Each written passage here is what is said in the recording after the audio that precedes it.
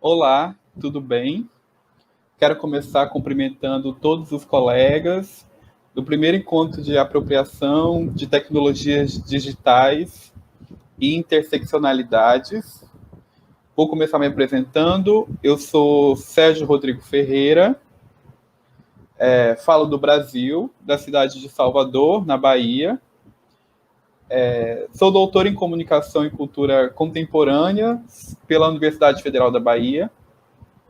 Sou comunicólogo, mestre em psicologia.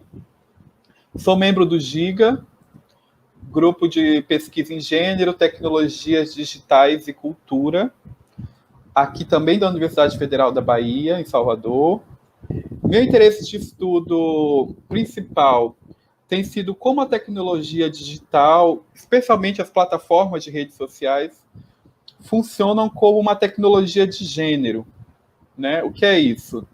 Como essas máquinas algorítmicas têm atravessado sujeitos e contribuído em seus processos de subjetivação.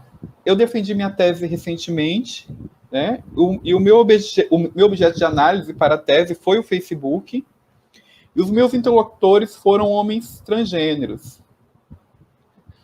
Hoje, né, para essa apresentação, eu trago um pequeno recorte desse trabalho.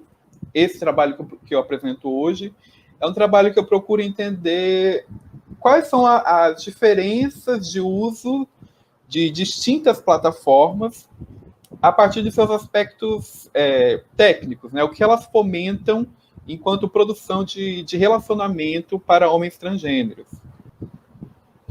O título desse trabalho é Diferenças e Similaridades dos Usos Estratégicos de Plataforma de Redes Sociais de Homens Transgêneros. Temos nos interessado pelo processo de plataformização da vida, né? Como vários aspectos de nossas vidas estão hoje entremeados por processos de mediatização e, mais especificamente, pelas plataformas digitais. E pensar quais são esses efeitos em nossas vidas e nas nossas possibilidades de ser e nos relacionar. De modo geral, as plataformas elas são dispositivos digitais de produção e intercâmbio de dados em uma lógica econômica mercadológica baseado no engajamento dos usuários e que regulam, de certo modo, a ação deles nesses espaços. Pensar que cada uma delas tem seus aspectos técnicos, tecnológicos, com algoritmos próprios, formas de possibilidades midiáticas próprias, e nos interessa justamente como esses formatos vão sendo apropriados, reapropriados, ressignificados, a partir das potencialidades que essas estruturas fornecem. E aí, pensando juntamente com autoras como Dana Boyd, né, pensar que essas plataformas são modos de estar junto que tem uma possibilidade de visibilidade, de capacidade de edição, né? Tanto a edição da vida como a edição da própria imagem, por exemplo, ou edição do real. Possuem persistência de conteúdo e possibilidades de conexão e de não conexão que vão influindo sobre os modos que nós interagimos uns com os outros e comportamentos de divulgação de si mesmo específicos.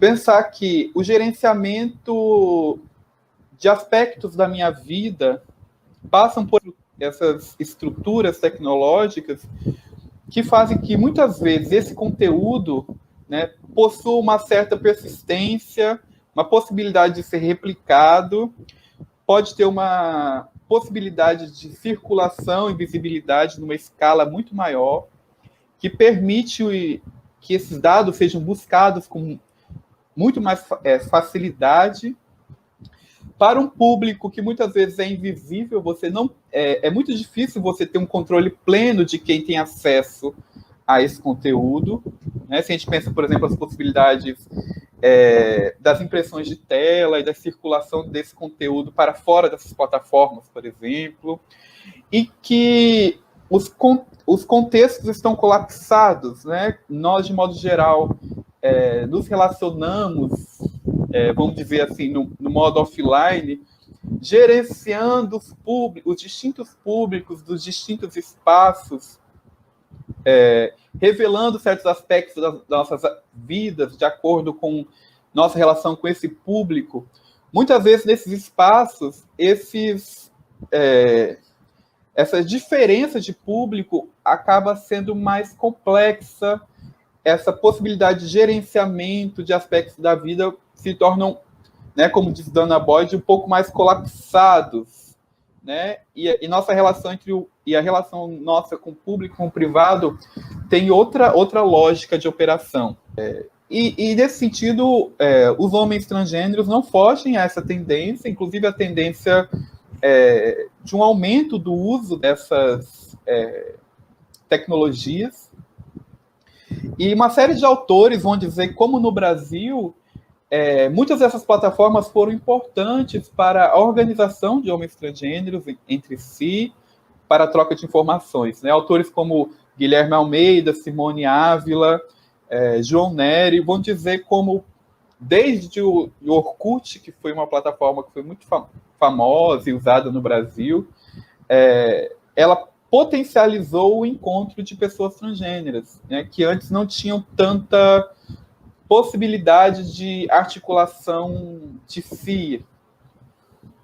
Essa pesquisa, ela foi feita, essa especificamente que eu estou apresentando aqui hoje, a partir de entrevistas semi-estruturadas com homens trans usuários do Facebook, né?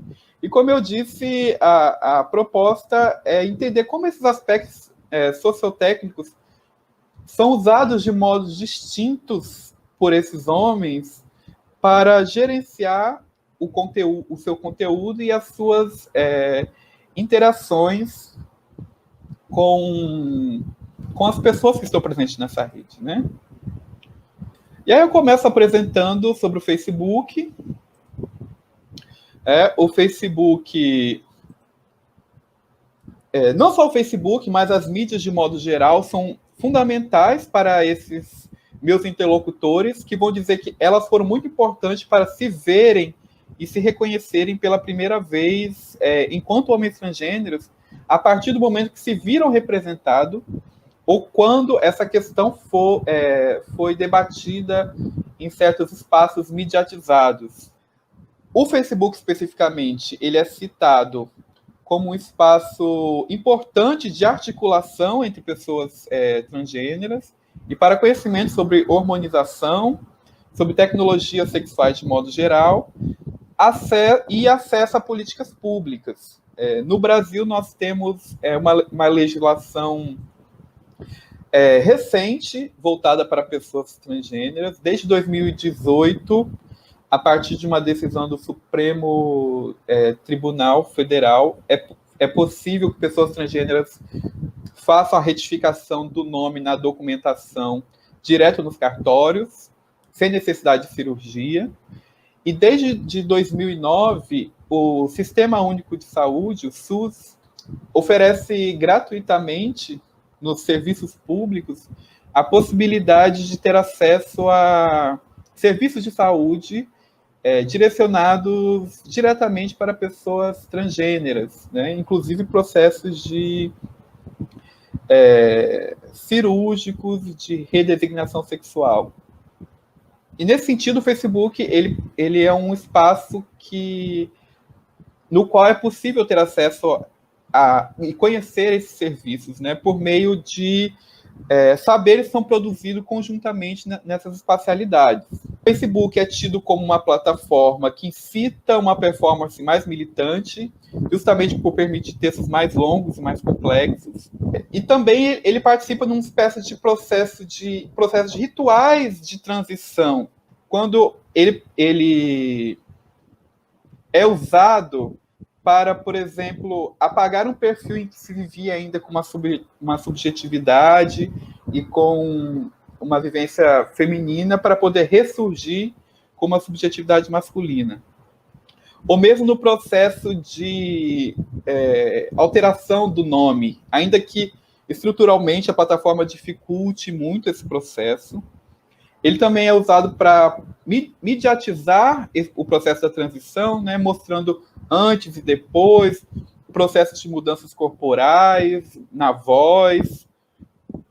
Também é um espaço usado para fazer vaquinha online, né, que para se juntar dinheiro coletivamente para financiar desde cirurgias de sexualização do corpo, até processos judiciais de mudança de nome, para fazer anúncios públicos sobre a sua condição transgênera, mas é bastante usada para educar pessoas cisgênera, né? O que é isso? Ele é uma plataforma que é usada para que pessoas trans ensinem pessoas cisgêneras a lidar com pessoas transgêneras de forma correta. Tanto explicar o que é ser uma pessoa transgênera, como dizer bons modos de se relacionar de modo respeitoso com essas pessoas. E aí, comparando com outras plataformas, né, nós vamos ver que plataformas como o Instagram e o Twitter são plataformas que são tidas como em que a família ou pessoas que são fora desse circuito de entendimento da transgeneridade não estão presentes. Então, são plataformas que permitem que haja mais liberdade de partilha do cotidiano e da intimidade. E é uma plataforma que não se precisa ser tão enfático nas implicações políticas. Elas são usadas de forma menos sérias, mais para fins de entretenimento, na verdade. E aí, nesse contraste, a gente já vê como o Facebook é usado como uma plataforma mais séria e também uma plataforma um pouco mais conflituosa, justamente por esse colapso de público, de audiências, né? É um lugar, esses meus interlocutores vão dizer que é um lugar em que familiares fundamentalistas estão presentes, pessoas que muitas vezes são transfóbicas, então é um lugar em que há esse conflito, diferente do Instagram e do Twitter, onde já há mais uma coerência de público. O YouTube, de modo geral, é usado para acompanhar e aprender sobre transição, né? Ver o que outras pessoas trans estão falando sobre isso. E o Tumblr é visto como igualmente mais séria e complexa, porém ela é menos acessível. É vista como um lugar de formação e de contato com um público mais estrangeiro. E aí, como resultado, nós temos que o uso dessas distintas plataformas, de modo diferenciado, é uma estratégia de próprio gerenciamento da privacidade nesses espaços online, e a partir da própria vocação e da possibilidade de gerenciamento desses públicos. E que cada uma dessas plataformas possui uma vocação para uma determinada forma de escrita, produção de imagem e presença nessas espacialidades.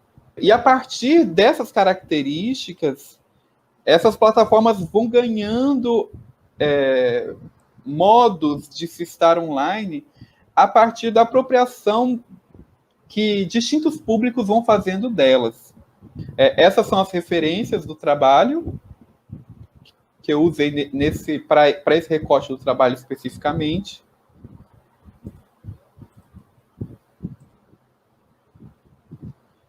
E desde já eu agradeço a atenção. Estou aberto para que a gente possa conversar mais sobre esses assuntos. E estou muito feliz que a gente possa estar junto nesse espaço. Muito obrigado.